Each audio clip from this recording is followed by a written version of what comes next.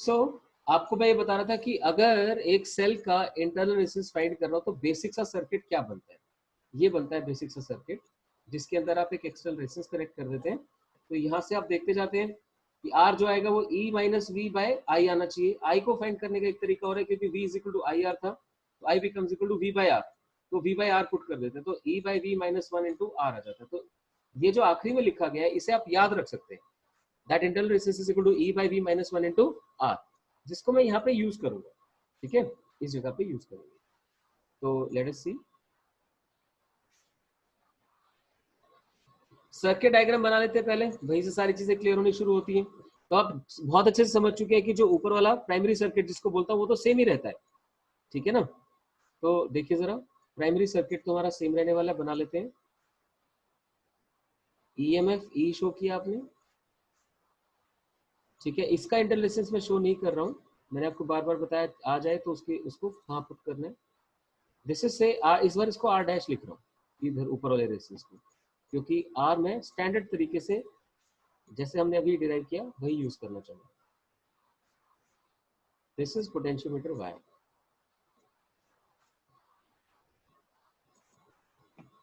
So AB is the potentiometer wire. Got it?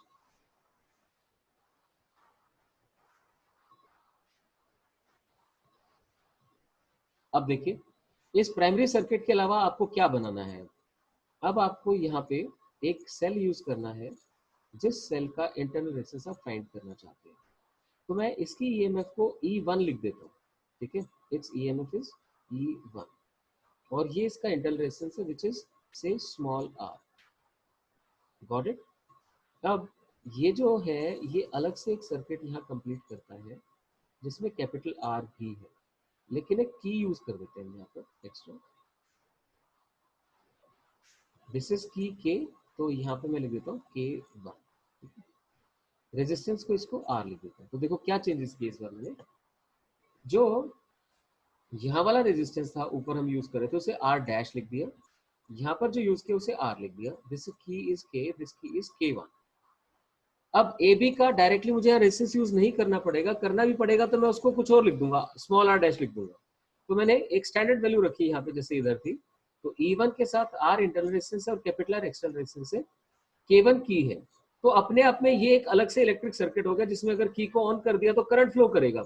अब यहाँ पे मेरी बात ध्यान से सुन लो, अगर मैंने की को ऑफ रखा तो कोई करंट फ्लो नहीं करेगा, करंट फ्लो नहीं करेगा तो कोई ड्रॉप इसके क्रॉस नहीं होगा, यानी हमें टर्मिनल्स के बीच में क्या मिलेगी, ईएमएफ। लेकिन जैसे इसकी को ऑन करूंगा तो यहाँ कुछ तो करंट फ्लो करेगा ना, ऊपर से करंट आए या ना आए। ये अगर क्लोज कर दिया तो भाई इस वाले सर्किट में करंट फ्लो करेगा। ये वाली बात सबसे ज्यादा इंपॉर्टेंट है इस क्वेश्चन के अंदर, इस डेरिवेशन के अंदर, कि फिर से ध्यान से सुन लो, K1 अगर ऑफ है तो ये सर्किट कंप्लीट नहीं है, ठीक है। अब अगर ऊपर से करंट आ जा नहीं रहा है तो आपको यहाँ पर कोई करंट नहीं मिलेगा किसी भी हाल में, तब आप ईएमएफ मेजर कर रहे होंगे।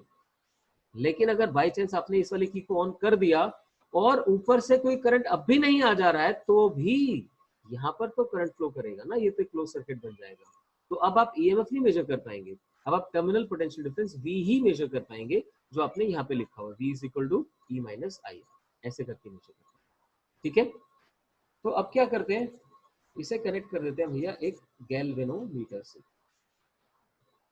तो यहाँ पे मैं कुछ चीजें और भी क्लियर करना चाहूंगा उसके पॉइंट ऑफ व्यू से।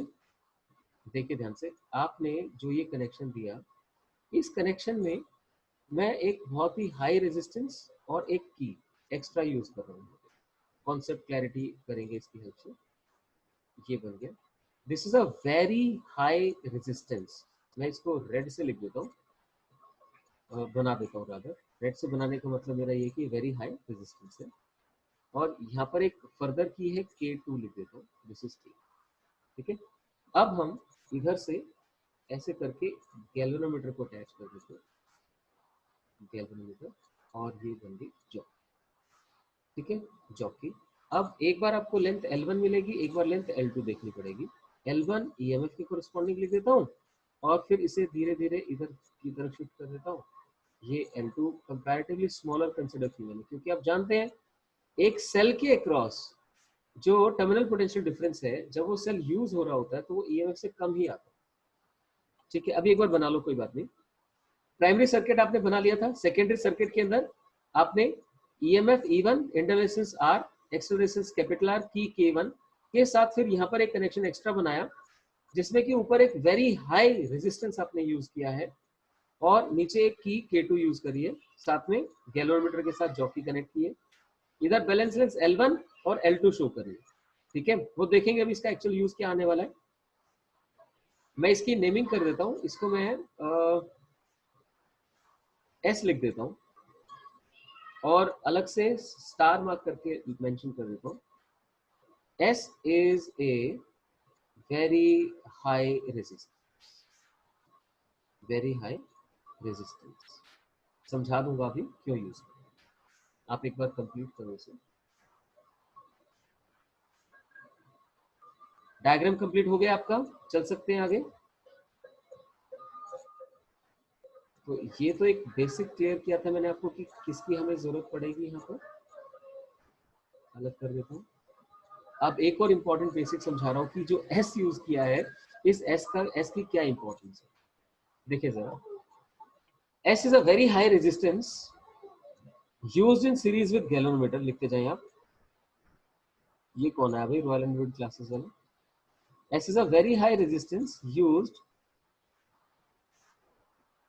in series, used in series with galvanometer,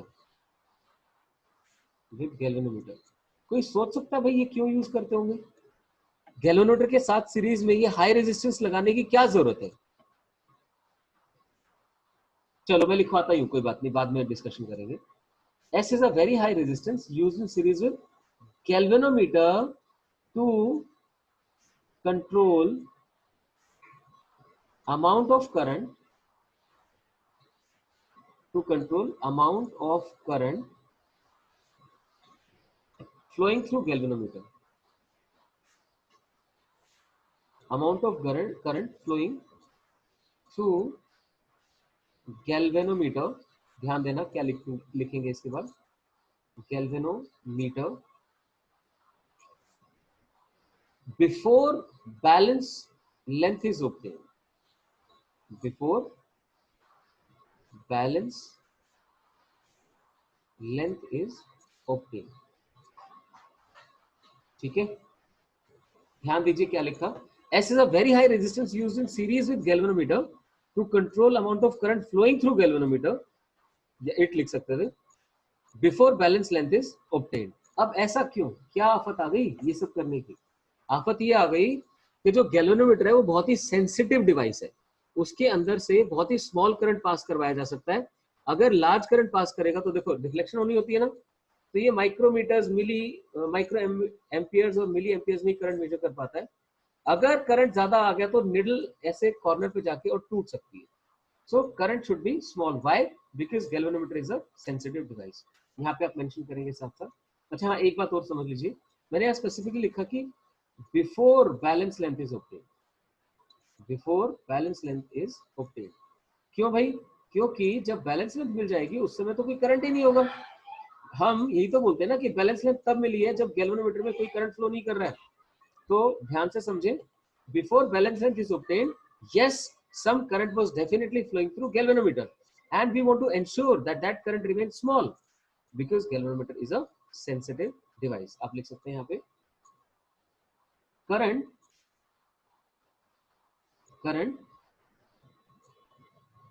through galvanometer,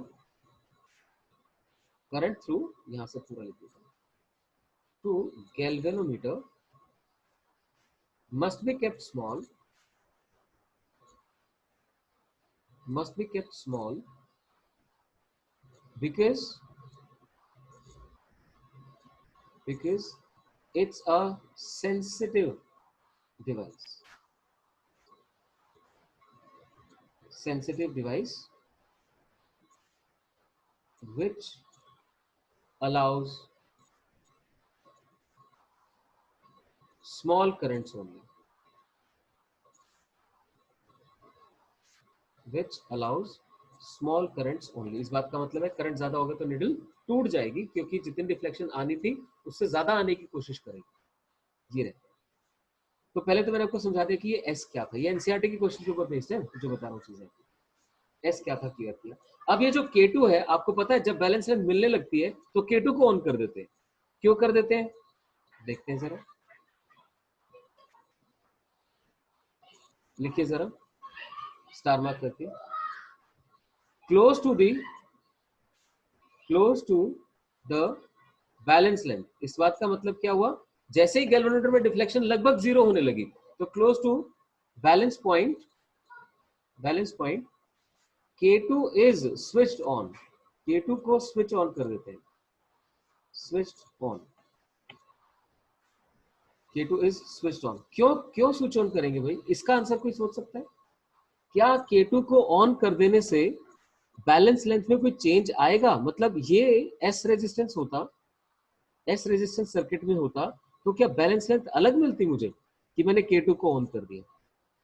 नहीं, इस सिचुएशन में भी और इस सिचुएशन में बैलेंस लेंथ तो सेम ही है।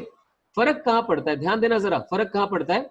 एस की प्रेजेंस में अगर जॉकी हल्का फुल्का लेफ्ट या राइट में टच हो जाएगी तो क्योंकि बहुत हाई रेजिस्टेंस सीरीज में है तो ना के बराबर करंट फ्लो करेगा। और माय डियर अगर इसे हटा दिया और K2 कनेक्ट कर दी तो शॉर्ट सर्किट हो गया ना। अब तो सर्किट का रेसिस काफी कम हो गया एकदम से, मतलब जॉकी के थ्रू, गैल्वेनोमीटर के थ्रू, यहां से एकदम रेसिस काफी कम हो गया। तो अगर बाई चांस जॉकी थोड़ा सा भी लेफ्ट या राइट पे टच हुई तो एकदम से शूट हो जाएगा करंट। आपको इसमें डिफ्लेक्शन दिखाई देगी। वो क्या शो करेगा कि भाई आपने ना जॉकी को सही जगह पे नहीं रखा है, नल पॉइंट पे नहीं रखा है, you have mistakenly put it to left और राइट। वो उस बात को क्या बोल सकता हूँ कि हल्का सा लेफ्ट या राइट करने से ही करंट शूट कर गया, that is it makes the device sensitive. आपको एक्यूरेट मेजरमेंट करने के लिए अपने डिवाइस को सेंसिटिव बनाना होता है। तो sensitivity increases as I switch on this K2 which increases accuracy. तो लिखिए जरा, हमने लिखा close to balance point K2 is switched on which increases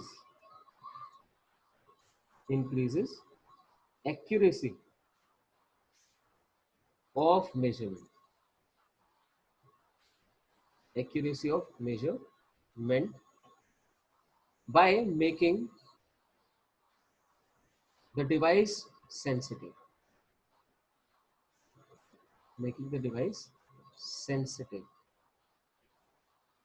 ठीक है। Close to balance point K2 switched on which increases accuracy of measurement by making the device sensitive.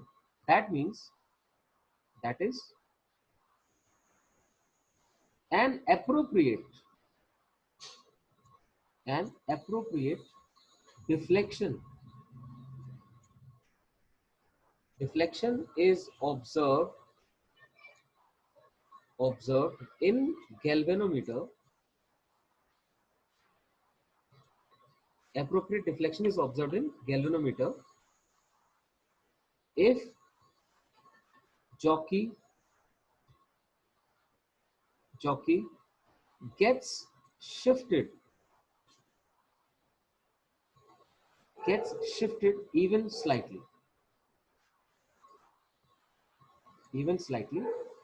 from the balance point.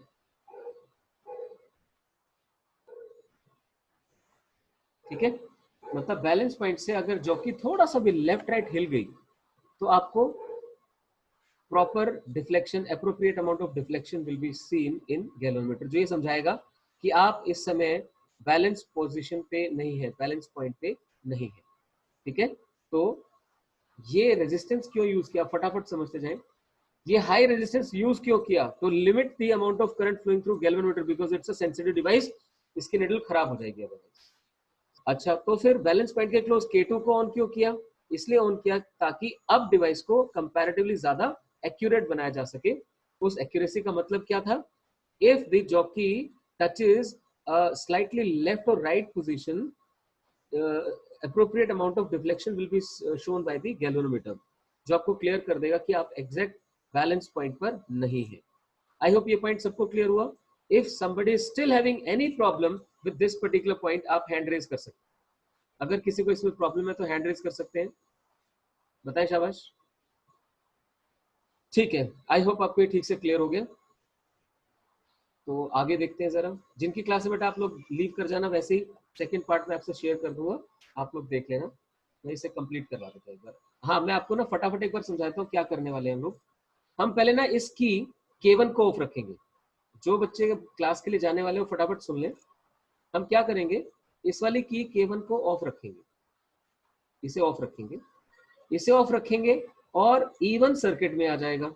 जैसे ही E1 circuit में आ जाएगा, ये देखो ध्यान से, यहां से E1 के सर्किट में आने से आपको बैलेंस लेंथ मिलेगी L1।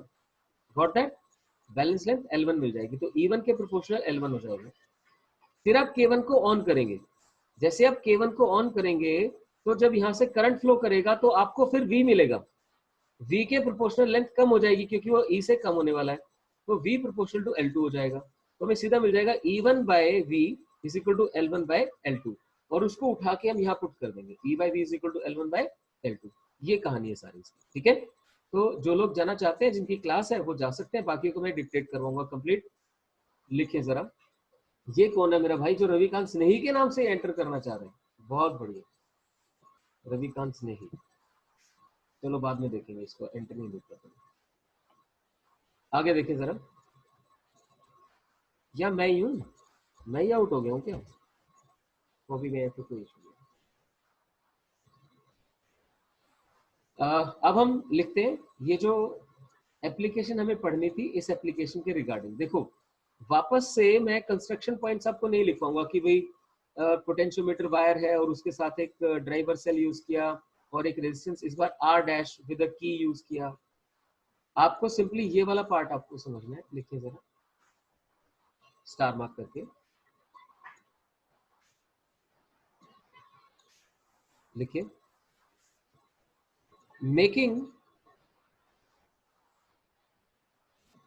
Making proper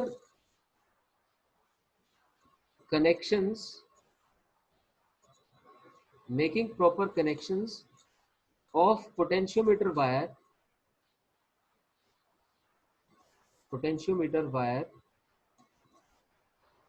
with driver cell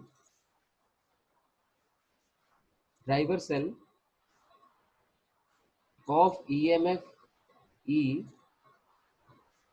making proper connections of potentiometer wire with driver cell of EMF E using external resistance R dash and key K in series and key K in series, ठीक है, key K in series, comma, we connect the standard cell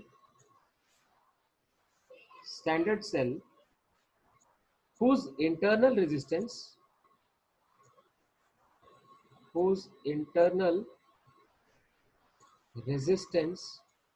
is to be calculated,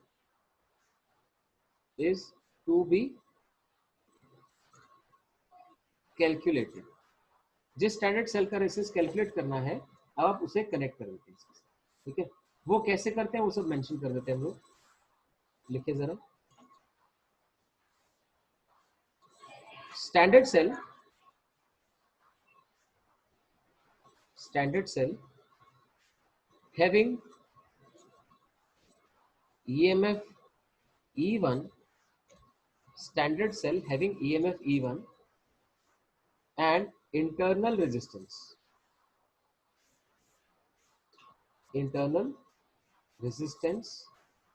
R, bracket में लिख देते हैं, to be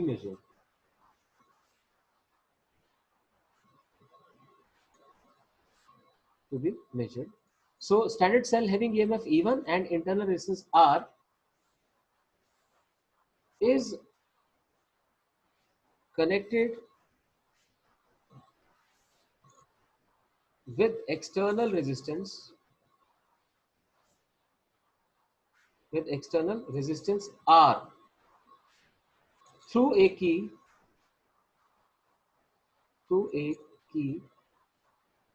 K1. Standard cell having EMF E1 and internal resistance R, which is to be measured, is connected with external resistance R to a key K1. हो गया ये? And this circuit is now connected with 0 end A and galvanometer.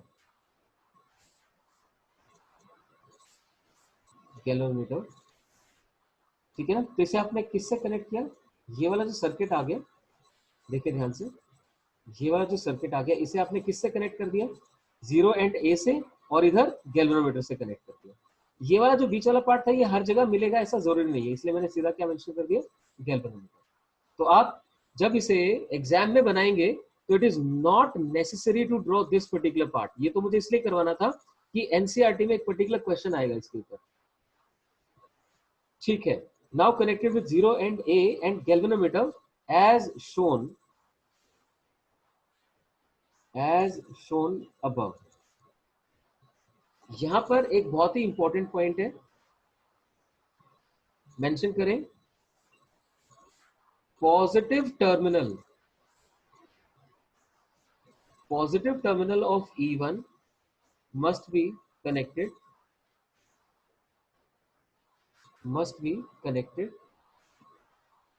to end A। A and से इसका positive terminal ही connect होना चाहिए, higher potential point ही connect होना चाहिए। ठीक है, हो गई ये सारी अरेंजमेंट्स। तो अब हमें क्या करना था? हम दो चीजें समझने वाले हैं, एक बार हम ईएमएफ मेजर करेंगे और एक बार वी मेजर करेंगे। तो जब मैं इसकी K1 को ऑफ रखूंगा, आप देख सकते हैं सर्किट के अंदर, जब K1 ऑफ रहेगी तो आपको जो बैलेंस लेंथ मिलेगी L1, वो E1 के कोरस्पॉन्डिंग मिलेगी। तो बस अब इसे मेंशन कर देते हैं फटाफट से, लिखिए जरा स्टार मार्क करके। First observation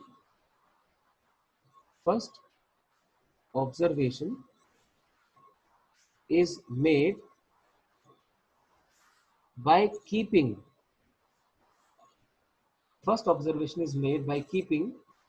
key K1 of या स्विच्ड ऑफ लिख सकते हैं, कीपिंग इट ऑफ और switched off, such that the balance length, first observation is made by keeping key K1 off such that balance length obtained जो कौन सी है? L1, ऐसे लिख देते हैं। Balance length obtained is corresponding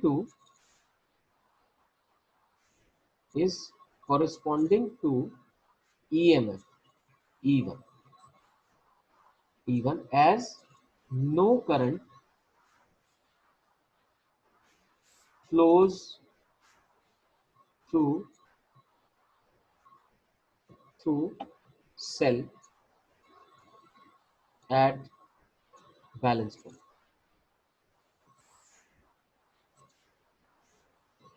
जब बैलेंस पॉइंट आपने ऑब्टेन कर दिया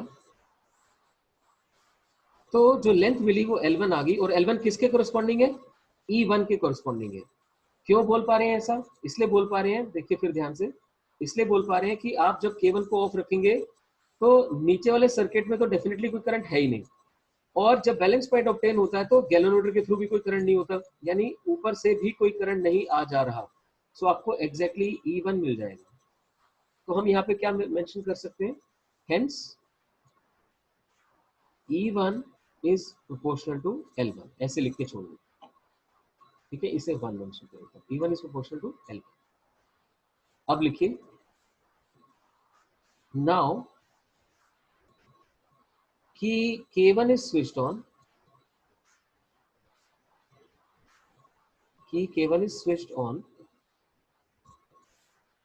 and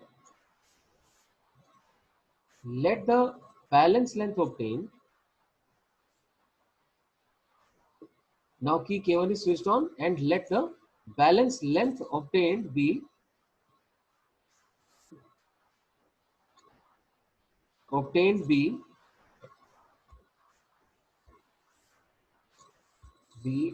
L2, ठीक है। नाउ की K1 is switched on and let the balance length obtained be L2, ठीक है। L2 obtain कर लिया आपने। अब जो L2 मिली वो किसके corresponding milli? L2 corresponding to potential drop across cell, say V is equal to E minus E1 है ना, E1 minus IR. Now key K1 is switched on and let the balance length obtained be L2 corresponding to potential drop across cell, say V is equal to E1 minus IR, ठीक है। सो यहां से क्या मिल गया? This means कि जो आपका V है, V is proportional to L2. This is second. Clear हुआ? अब इससे क्या मिल गया? Using 1 and 2 we get E1 by V is equal to L1 by L2. E1 by V is equal to L1 by L2, ये आ गया। अब internal resistance find करने के लिए जो फॉर्मूला लगाना था वो फॉर्मूला लिख देते हैं। तो लिखिए internal resistance may be calculated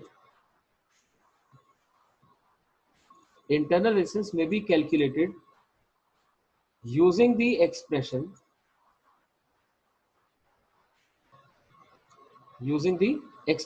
कौन सा expression? R is equal to E1 by V minus 1 into R, ठीक है। तो वैल्यूज पुट कर देते हैं। सो R ultimately becomes equal to L1 by L2 minus 1 into R, hence done। ये आपको समझना चाहिए। I hope this is pretty much clear to you guys. एक बार यहां तक कंप्लीट लिख दो, कुछ अगर आपका रह गया हो तो। पहले तो हमने मेंशन कर दिया, वाह भाई, ये मेंशन कर दिया कि E1 by V becomes equal to L1 by L2। तो इंटरनल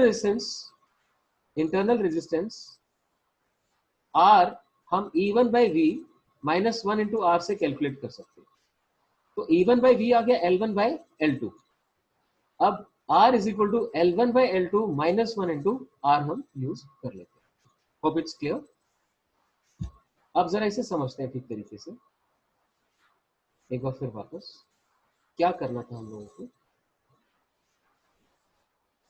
हम लोगों को ये देखना था कि इंटरनल रेजिस्टेंस कैसे फाइंड किया जाए। तो हमने जिस सेल का इंटरनल रेजिस्टेंस फाइंड आउट करना था, उस सेल को एक एक्सटर्नल रेजिस्टेंस R और एक की K1 के साथ कनेक्ट करके गैल्वेनोमीटर से अटैच किया, जॉकी से अटैच किया, और पोटेंशियोमीटर का जो प्राइमरी सर्किट बनता है उस प्राइमरी सर्किट से अटैच कर दिया। ऐसा करने पर जब आप की K1 को ऑफ रखते हैं तो बैलेंस पॉइंट ऑब्टेन करने पर, mind it, balance point obtain करने पर कोई भी करंट सेल से फ्लो नहीं कर रहा है। इसीलिए आपको जो लेंथ मिलती है वो ईएमएफ के कोरिस्पॉन्डिंग मिलती है, यानी E1 is proportional to L1, ठीक है। E1 is equal to K times L1 लिखा जा सकता है। फिर आप क्या करते हैं, इस की K1 को ऑन कर देते हैं। जैसे ही K1 को ऑन करते हैं तो ये जो सर्किट है, इस सर्किट में पक्का करंट फ्लो कर जाएगा। जब यहाँ पर करंट फ्लो करेगा तो आपको, जब सेल में से कोई करंट फ्लो करेगा तो क्या मिलेगा? V is equal to E minus IR। तो जो V मिला वो E1 से कम होगा। इसीलिए हमने शो किया कि इस बार जो बैलेंस लेंथ मिलेगी L2 वो कंपैरेटिवली कम होगी। आपको ये ध्यान रखना है, L2 कम होगी। So now V becomes proportional to L2। हमें V थोड़ी ना मेजर करना था, हमें तो इंटरनल रेजिस्टेंस मेजर करना था। तो V कुछ भी है, आपने सिर्फ मेंशन कर दिया कि V that is terminal potential difference is proportional to L2। वहां से आपको मिल गया E1 by V is equal to L1 by L2। फिर आपने जो ये देखें यहाँ ध्यान से एक एक्सप्रेशन डिराइव किया था, R is equal to E by V minus 1 into R, इस एक्सप्रेशन में उठा के वैल्यू पुट कर दी L1 by L2 minus 1 into R। तो सोचो एक्सपेरिमेंट कितना आसान है, एक बार L1 मेजर करनी है और एक बार L2 मेजर करनी है, और फिर उठा के सीधा L1 by L2 minus 1 into R कर देना। So this was for today, enough for today, जिसमें मैंने आपको दो चीजें अच्छे से समझा दी कि एक तो दो सेल्स को कंपेयर करना हो E1 E2 को, तो आपको क्या करना पड़ेगा, ऐसे करके कनेक्ट करना पड़ेगा। हाँ, इसमें एक बहुत ही इंपॉर्टेंट पॉइंट है जो हम यहाँ पे लिख सकते हैं, क्या मेंशन कर सकते हैं कि जो ये E आपने यूज किया है ना, E must be greater than E1 as well as E2। कहीं ऐसा ना हो कि कोई E1 को 2 वोल्ट लिख दे और यहाँ पे यूज कर दे 3 वोल्ट, तब तो आपको बैलेंस पॉइंट मिल ही नहीं पाएगा ना। क्यों, ध्यान से समझिए, बैलेंस पॉइंट तब मिलता है जब वायर के ऊपर उतना ही पोटेंशियल ड्रॉप हो चुका होता है उस पॉइंट तक जितना आप मेजर करना चाहते हैं। अगर आपने ये सेल छोटा कंसिडर किया तो उतना ड्रॉप हो ही नहीं पाएगा, क्योंकि ए बी के ऊपर जो पोटेंशियल ड्रॉप होता है वो ई की वजह से होता है, और वो कभी भी ई से ज्यादा नहीं हो सकता। तो अगर आपने ई को ही E1 से कम रखा है तो ए से बी तक का पोटेंशियल ड्रॉप तो E1 से कम हो गया, तो आपको कभी भी बैलेंस पॉइंट नहीं मिल पाएगा। तो ये बात मैं आपको यहाँ लिखवा रहा हूँ, एक लास्ट बस आज के लिए लिखे जरा ध्यान से। कुछ स्पेस बचा है क्या इसमें नीचे, यहाँ लिखा है, हाँ यहाँ मेंशन करो, यहाँ पे मेंशन करो तो स्टार मार्क लिखे जरा, E must be greater, मैं डायरेक्टली EMF की बात कर रहा हूँ, E must be greater than E1 and E2. E must be greater than E1 and E2 so that sufficient potential drop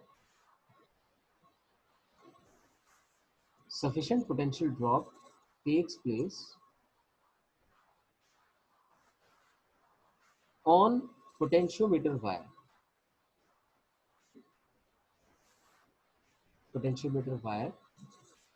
to obtain balance length.